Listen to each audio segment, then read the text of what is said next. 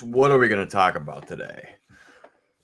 Good morning. Welcome to episode 117 of the School of Shred podcast here. This is the holistic health and fitness show where we talk about diet, we talk about exercise, we talk about mindset training.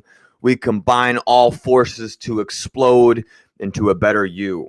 All right. This is a show that's designed to help you shred your old and make better your new. Welcome. This is Welcome Wednesday here. As you guys get on, I want you to throw a little bit of fire in the comments. Oh, somebody's flexing in the comments. Throw some fire in the comments. Throw some fire in the comments. Let's get some. We want to burn things up. We're frying today in the comment section. We're not flexing. So this is going to be a good episode today. We're going to talk about neuro-regulation. We're going to talk about dieting. We're going to talk about fat loss. And I'm going to try and give you some tips to help you out, to help you stay on the course and on the path of your diet so you can succeed and lose the body fat you want and reclaim your health. And we can help this nation get out of this health debt that we're in and poor metabolic health. And, this is a potent topic we talk about quite a bit here on the show. So the show is here Monday through Friday at 9 a.m. Pacific Standard Time, although we will not be here tomorrow because this is pre-Thanksgiving. So tomorrow we will be off celebrating with family and friends and whatnot. And then we'll be back on Friday for Q&A Friday. So go ahead and ask any questions you have as we go through this show today. This is for the live audience, people watching, people listening to this in a week or two or a month or a year. They're probably like, man, I'm not going to be able to ask any questions. So this is kind of a two-part show here. One part is we do this live. Two part is that we go on the Spotify and iTunes for the podcast audio only. So if you want to watch the video, you can do that on Facebook at The School of Shred or facebook.com/School of Shred podcast. That's where all the videos are. And then you can also watch us on YouTube's if you just search The School of Shred. And let's see, what else? On Instagram at John Reed Fitness, JohnReedFitness. Okay, that's John Reed Fitness. With that said, let's get into it. Hungry? Here's why. Hungry? You sound like you need a Snickers. Hungry? Why wait? So today we're going to talk about, we're going to talk about neuro-regulation. I'm not going to tell you exactly why you're hungry. I'm just going to explain what causes hunger and some things that you might be able to do to maneuver around being excessively hungry. So this has been a very interesting thing to me. This is one of the things that I am very interested in when it comes to nutrition because I've, myself been trying to get leaner and get in shape for the last 10 years now. I've gone through many different cycles of nutrition, many things I've tried out. I've learned a lot. One thing that I like to do, and one thing I'm very big on is always being a student and always learning. And as I've learned more and more, and I've tested more and more out, it's pushed me more to an ancestral type diet, an old school type approach of whole foods, unprocessed foods, for the neuroregulatory effects that they can have. So, there's a time and a place for a little bit of processed food. We're all going to have it here and there because, we live in a great society where we have really tasty treats and good foods here and there. But when you're trying to get healthy, what we want to try and promote here is a good earth-based, earth-grown nutrients type diet, right? A nice natural food diet. So there's many different reasons that you could be hungry. There's three main reasons I'm going to talk about here, and then we're getting into some neuroregulation stuff. The three main reasons are metabolic insufficiency. A calorie deficit could do it, all right, over time. And then you have lack of sleep. Lack of sleep. So the first thing let's talk about is this metabolic insufficiency. And what is that? So metabolic insufficiency is basically an altered metabolic rate, right? So if you have a clogged metabolic rate or clogged hormones, that's what we're talking about here. So if we're not eating healthy or we've gained weight, we're obese or we're overweight, we're above a weight that we'd like to be, a lot of times what's going on, what you're battling is some mild insulin resistance and some clogged hormones, all right? And basically hormone function has been altered. And so you want to try and alter that back in favor of you losing body fat, being healthy, maintaining a state of low inflammation, which we've talked about quite a bit before. And so metabolic insufficiency is also when your mitochondria cannot produce the energy that they need to. For those of you who don't know what your mitochondria are, they're inside every cell of your body. They are known as the powerhouse of the cell. And what they do is they produce energy. They are the most granular form of where you produce energy. And so if those guys are not able to take different molecules, energy molecules, whether it be fat, whether it be carbohydrates, whether it be proteins, and burn them and create fuel from that, then we run into issues. We run into energy issues. We start to feel sluggish, all sorts of things. So, and there's been some interesting probing studies where they probed mitochondria to see how different fats are burning. And they've shown that saturated fat and monounsaturated fat, like cold pressed extra virgin olive oil and avocado oil, those guys burn at a very efficient rate.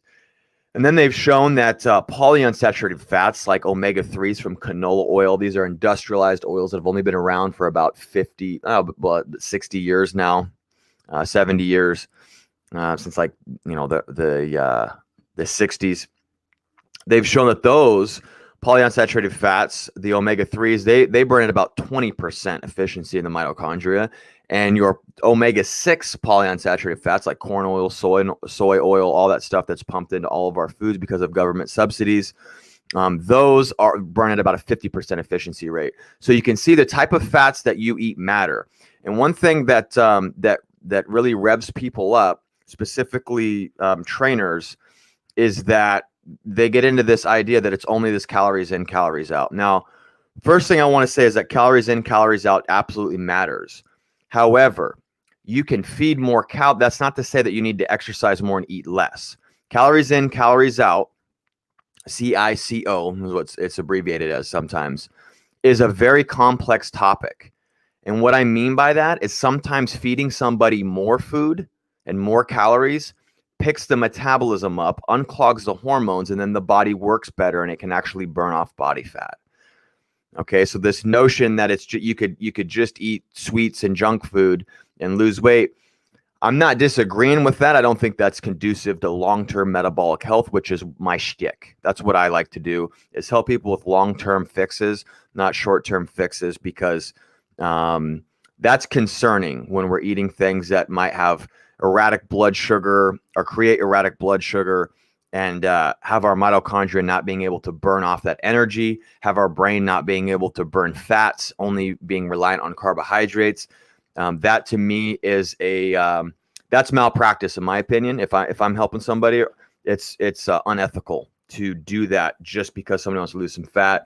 Let them eat a bunch of junk and sweets. Now, some of that can be involved. I'm not saying that's the worst thing in the world. Over time, not so good. We have communities of nutrition folks who they double down on either side. All right. So you got people that think you can only eat meat, you should never eat anything else. And then you got people who think that you should be able to just have all the processed food you want as long as it's within your calorie ranges, yada, yada, yada. Again, I would challenge you to look at the truth lies somewhere in the middle with most of this stuff. And then you kind of choose what side of the fence you're on. So, but this mitochondria thing is really important because, there needs to be more studies on this stuff, honestly. But it's very interesting because the more natural the fat is, if it's an animal fat that's a saturated fat, the better it burns. If it's more natural, like it's pressed from a seed or pressed from an olive rather, our bodies handle it better. When it has to go through a process in a refinery plant, through a process known as hydrogenation, lo and behold, our bodies don't burn it off very well. So when we have to process things and overly process things to make them consumable, they don't tend to burn as well. So that's why I look at an ancestral type diet, is because of that. You also, it's okay to use your logic when it comes to eating. Okay. It's okay to look at, so what's human history? What have we been eating? We've been eating a lot of animal products. We've been eating fruits and berries when we could find them. We've been having Carbohydrates when we could ferment them. So when we can ferment wheat, when we have potatoes, tubers and things like that, in moderate amounts. All this processed stuff that we have now that's in bags and it has preservatives in it and this and that. Use your brain a little bit. We don't need science for everything, right? You inherently know that these natural foods are just better for your body. And yeah, that's an opinion. But again, you shouldn't be afraid to have an opinion that doesn't have to be backed by randomized controlled trial studies constantly. I mean, those will come out over time, but it's okay. I implore you to use your logic when it comes to eating, because there's some stuff here that does show that when we're eating more of an ancestral way, when we're eating, foods that are minimally processed, our body's burning it off more efficiently. And that helps stop this metabolic insufficiency, which is clogged hormones, which hormones control that calories in, calories out, or they contribute to it.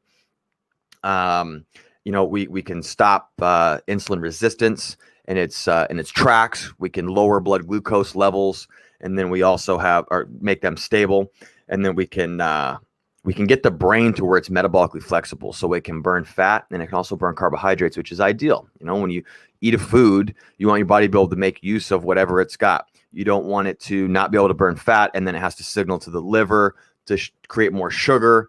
So sugar goes up in the bloodstream just to get the brain some fuel, and then insulin's released, tucks it away. You do that enough times for enough years, and you run the risk of type 2 diabetes, which 1/3 of this country, the CDC has reported, has now. And for some reason, we're talking about a lot of other things in the news, but we're not talking about metabolic health. Kind of funny how that works out. Wonder where the money's at. So the next thing is going to be the calorie deficit. So if you've been on a calorie deficit for a while, you could be hungry for that reason, which is natural. So if you're trying to lose body fat and you're trying to get leaner, expect to be hungry at certain points. I'm hungry every single day. So I'm hungry right now as I speak. There's nothing wrong with being hungry. So I think people need to be hungry more. I just did a 48-hour fast the other day where it's just water. I think it's good for you. I think it's good for you it toughens you up. But at the same time, when you're in a calorie deficit, eventually you're going to get hungry. All right. And we're going to talk about some ways around that, some ways around trying to stay satiated here in a second. So calorie deficits can make you hungry. So that's to be expected. If you're doing good on a diet, that will happen. It's not always a bad thing to be hungry. That's the whole point of this bullet point. The next thing is if you have a lack of sleep and you're not focusing on your recovery, ghrelin levels could be higher when you get up, and that could have you just generally hungrier. So lack of sleep plays a big part in overall hunger levels. So it's something that you want to look at. As I've said, pretty much every show, 7 to 9 hours, cool, dark room, try and get that rest, get that, tap into that rest and digest parasympathetic autonomic nervous system and recover. So now let's talk about neuroregulation. That's really what this episode is about, is neuroregulation. This is fascinating. What is neuroregulation? Let's talk about that. That's basically the signaling system that tells you if you're hungry or not. Okay. And so the way that we eat and the foods that we choose to ingest is going to have a big, big contributing factor to that. It's not just how many calories you eat that is going to contribute to that. There is different types of calories. All right. Fundamentally, if you have 1,000 calories of fat and 1,000 calories of straight sugar, there's a difference there. There's going to be a different hormonal response. There's going to be a different way your body burns that. It's going to affect you a bit differently, especially hunger. And that's really the big thing, is like, albeit if you were to stay at 1,000 calories from fat or 1,000 calories from sugar and you maintain that, you would lose weight on both. That's not really the bone I have to pick with the whole calorie thing. The bone that I have to pick is the neuroregulation. It makes it harder to comply with a good diet if you're not eating some of these things that we're going to talk about here, and if you're not structuring your diet plan the right way. So everything that you put inside your body matters. Okay, it matters for the bigger global picture, and it matters for long-term success. And that's what we're talking about here, is long-term success, not short-term satisfaction to try and drop a couple pounds before you go to go on vacation or something like that. The reality is that the statistics show that most diets fail, if not all diets fail. And why is that? Well, it's because things are not sustainable, but it's also because when you crash diet, your body will start to gain body fat again to get back to come back to its thermostat. Okay, it changes its it has a homeostatic needle, and so if you drop your calories down, what happens is your body will want to put that body fat back on. If you don't do it slowly over time, and so you might drop 500 calories from your diet, but then you notice that with the same exercise and the same calories, you start to gain weight, and you're wondering why. It's because your bodily process slows down, so you don't burn as many calories anymore doing those things. And so we're always trying to stay ahead of that when we want long-term success, and we can do that through neuro-regulation is one technique. So that's it. So neuro-regulation is basically the signaling system for your hunger. So how can we optimize neuro-regulation? So when we're in a calorie deficit, which is going to bring about hunger anyway, there's going to be some hunger when you're in a deficit and you're losing body fat. Okay. Again, that's not a bad thing. That's totally fine. It's to be expected. But how can we minimize that? Because if you get too ravenous, you guys, you're going to blow it off and you're going to binge eat. Okay. I have done it many times over my years of lifting weights and trying to, maintain the body that I want. And, I've had times where I go eat full jars of peanut butter. I've had, smash tons of bad food. And this is why I'm interested in this stuff, because that's stuff that I don't do anymore because of understanding neuroregulation and trying to realize that you're on the big boy field. If you're trying to diet down and really change your physique, you're playing a champion's game, and it's hard to be a champion. Okay. And so you got to have some things that you look at. So the things we're going to look at for neuroregulation are eat fats, eat fiber, eat protein, drink water, and sleep. Okay. So let's dig into eat fats. So when I got a client, I like to look at 30 to 50% of their calories coming from fat, which is a good amount of fat. It's a lot of fat. It's probably a lot more than what you're used to if you're one of those people who has looked up what to do and you're thinking like old school bodybuilding 40-40-20 split. That's not the way that I really recommend doing that. So 30 to 50% of the calories come from fat. Why is that? Why would we want to have so much fat? Well, fat is extremely satiating. It's twice as energy dense. Now, people will say, oh, it's twice as many calories, so you could get fatter quicker. You got to be careful. You do have to be careful, although you have to consider the fact that it satiates you more. Okay? So 500 calories from fat and 500 calories from carbohydrates is going to be more satiating. Okay? It could be. Depending on who you are. I don't know. But, as a general statement here, it is my firm belief, and you can test this out if you do a fat experiment, that you are going to get way more out of the fats, and they're going to satiate you and help control your hunger levels. So when I'm really hungry from dieting, what I do is I go to fat. I fill up on fat because that helps the neuroregulatory effects. It helps balance me out much quicker than carbohydrates do. Carbohydrates tend to make me even hungrier when I'm consuming those guys. So there's a time and a place for those, but fats 30 to 50% of the calories that you're consuming. All right. Fats also can help reduce inflammation, you guys. It can help reduce inflammation. So reducing inflammation, reducing cytokine production, which is the guys that create this inflammation. They can, when you're eating things like fatty fish and you're getting omega-3s, those are very potent anti-inflammatories. When you're getting monounsaturated fatty acids, which are called MUFAs, those are from cold pressed olive oil. Great option there. You have sardines, which got omega-3s in them, good DHA, DHEA. Those are good for the brain and brain function.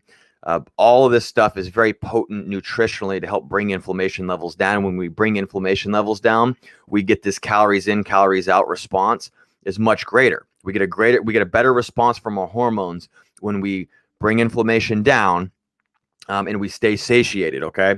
And then the last thing that eating fats does is it helps maintain healthy blood sugar.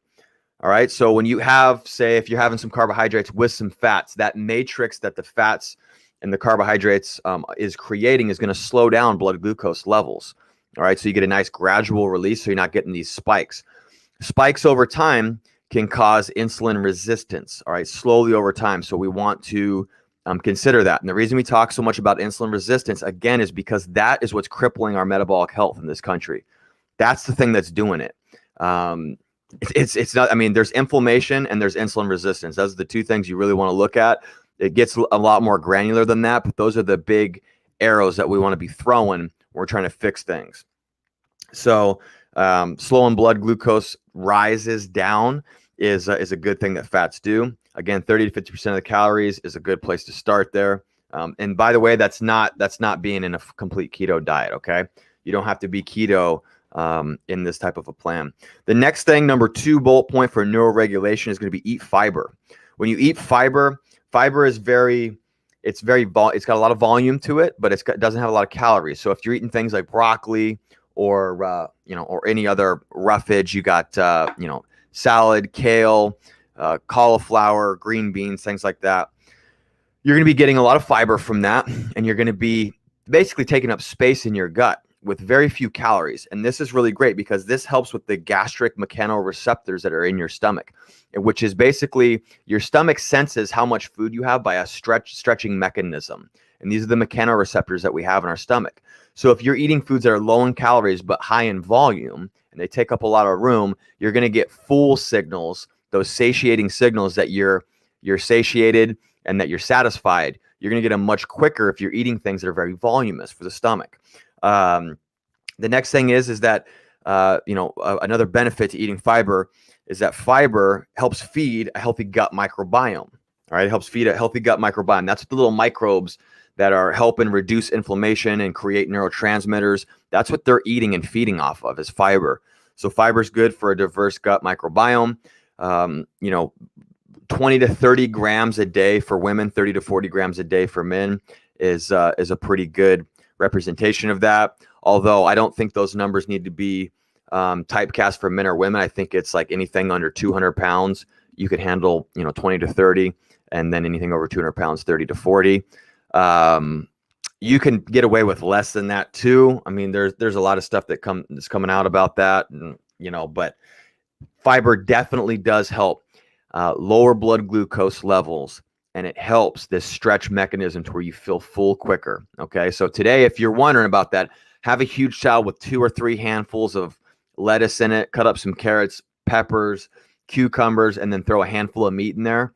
And you can weigh all that out if you want. Look at the calories. It'll probably be about 500 calories, and you'll be stuffed after that. Okay, because you're filling up on these veggies, which is fiber. The next thing is that eat protein. That's number 3. So protein, it's said that it's the most satiating macronutrient. I don't really think so. I don't really think it's the most, personally, I don't really think so.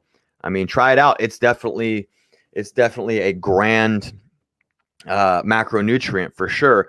And the thing that's interesting is that protein and fats combined together naturally in the world, which is something that I think you might want to take mental note of. Notice how meats typically have a good amount of fat and a good amount of protein in them. Okay. Now, there is exceptions to this. So there's things like chicken breast, which is all protein, barely any fat to it. But if you look across the rest of the animal kingdom, look at what comes together. There's no carbs in animal products, right? There's no carbs naturally found in meats, but there is fat and there is protein. If you get a cow, all right, and say you're going to eat nose to tail, there is fats in differing degrees throughout the animal. So maybe you have a brisket that's got a lot of fat, moderate protein. Then maybe you got sirloins that are more protein, less fat. But you see the common theme. If you were to eat nose to tail, if we're a tribe of folks, which we are, because you listen to the School of Shred, we are a tribe. We're a tribe of people who are trying to get healthy here. We are Shred Nation. But if we are a tribe and we're going to consume nose to tail like humans used to, all right, like most of our natural history, well, you're going to get a good amount of fat and a good amount of protein. And I would say probably about an even ratio, and probably more fat. It would probably lean on the side of more fat if we were going to sit and eat whole animals together. Okay. It's only recently that we like to talk about only eating these really, really lean meats, which has driven the price up on them because everybody thinks fat's going to kill you because of heart disease, which was all a hypothesis from this guy, Ansel Keys. You can look that up if you want to, and see some interesting stuff on that gentleman who doubled down on his whole hypothesis when it was proven wrong. But anyway, Protein is great though. So protein is an amazing macronutrient. So it is satiating. It's also elicits an anabolic hormonal response. So if we're going to acknowledge that foods create a hormonal response, okay, so excess carbohydrates or processed food can create a hormonal response of the mitochondria can't burn energy efficiently, and maybe it can produce some inflammation, which can help decrease testosterone levels. When inflammation goes up and we start putting body fat on, it becomes estrogenic, body fat is. Then we also need to acknowledge that when we eat something like protein, it does have an anabolic response, has an anabolic effect. It creates muscle protein synthesis, okay? So when you're eating protein, it's complete. When you're eating meat and animal products, it's complete protein. It's got all 9 essential amino acids in it. It's going to have enough leucine, if you're eating 30 to 40 grams of it at a sitting, to elicit a nice spike in muscle protein synthesis, which helps you keep muscle and increase bone mineral density. And then the next thing is that protein is filling. So protein, if you're like, again, if you sit down and have a ribeye, that's going to be very filling. There's going to be some fat in there. There's going to be some protein in there. You're going to build muscles. You're going to maintain good blood glucose readings, a good blood glucose variability, and that's going to help you decrease inflammation as well. So anyway, that's number 3. So far we've gotten eat fats, 30 to 50% of your calories, eat fiber, 20 to 30 grams of that a day if you're going to count your macronutrients, and then eat protein. Never really been too pumped on telling people to eat a certain percentage of protein, their calories from protein rather, just because if you're dieting and you start playing with calories, bringing them up or down, you want to be eating a baseline amount of protein. All right. So 0.7 to 1 gram per pound of body weight is a good place to shoot for. So if you're 180 pounds, you can have like 150 to 180 grams of protein a day. That's a good high protein diet.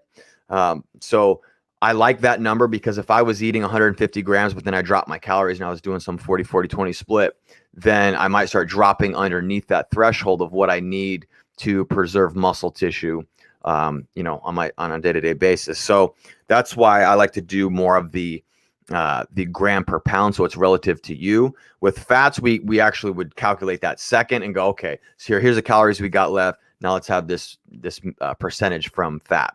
So that's how we do that. You can do it any way you want, but that's the way that I do it, and that's the way I coach it. And my people see great success with that. So number 4 is drink 16 fluid ounces of water per meal, which is a lot of water. But again, what are we talking about? We're talking about this stretch mechanism, these gastric mechanoreceptors. The more water you have in your stomach, the more space it's going to take up. You're going to get those satiating, I'm satisfied signals from your meal much quicker than if you don't drink any water. You're going to become hungry. A lot of times when you're thirsty, you're thinking that you're hungry. Your brain's telling you that you're hungry and you need to go get some more food, when really you could satisfy that if you just drank water. So you could do anywhere from 12 to 16 fluid ounces of water. Have a nice big glass with you every time you go to eat. Take half of it down, eat your meal over the course of 10 minutes, and then finish it up. Wait another 10 minutes, and I guarantee you will be you'll be much more satisfied from smaller portions this way. So that is a great technique you can use. And again, neuro-regulation, we're utilizing the gastric mechanoreceptors here to kind of stretch the stomach to send that response quicker.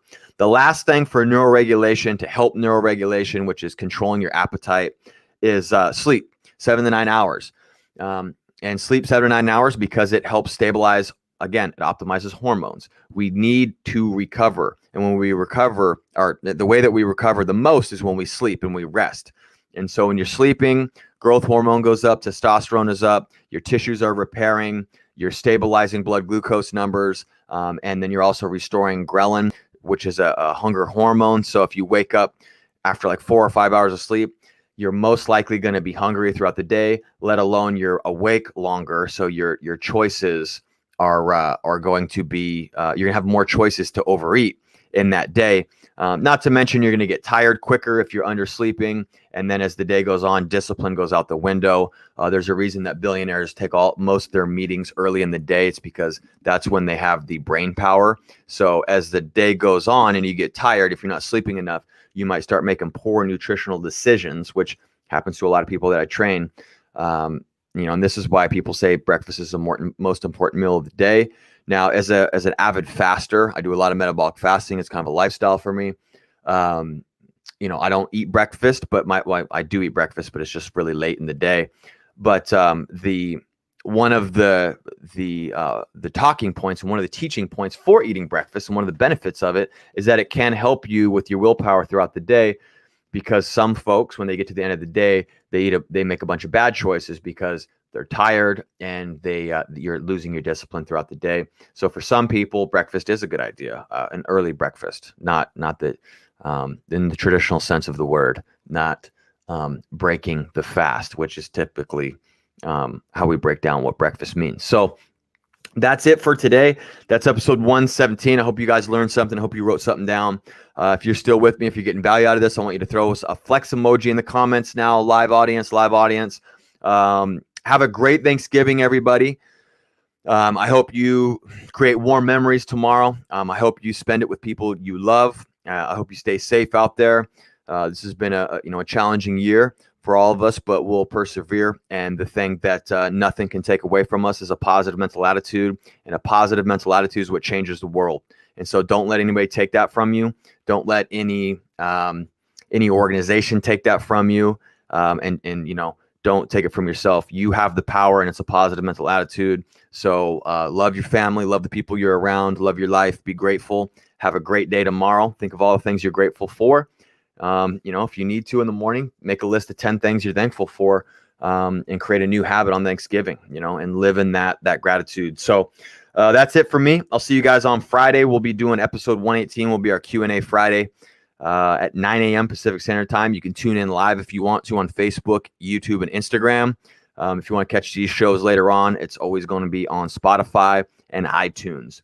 With that, I want you to stay strong and healthy in body, stay relentless and energized in spirit, and stay determined in your pursuits today. That spells shred. Now go shred the day and get better in every way. Until next time, class is dismissed. Have a great Thanksgiving.